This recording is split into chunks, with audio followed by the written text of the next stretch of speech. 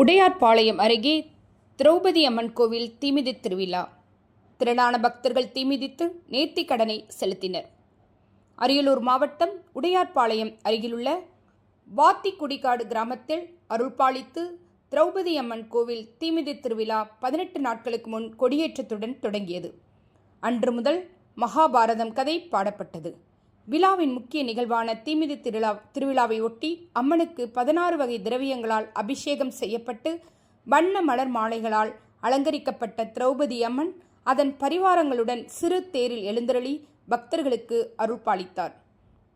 பின்னர் காப்பு கட்டி விரதம் இருந்த பக்தர்கள் ஏரியில் நீராடி சக்தி கரகம் ஜோடிக்கப்பட்டு மேலதாளம் வானவேடிக்கை முழங்க தீக்குண்டத்தில் இறங்கி தீமிதித்து தங்களது நேர்த்திக்கடனை நிறைவேற்றினர். ஆண்கள், பெண்கள், குழந்தைகளை தோளில் சுமந்து தீமிதித்தனர். விழாவில் கலந்து கொண்டு நேர்த்திக்கடன் செலுத்தினார்கள்.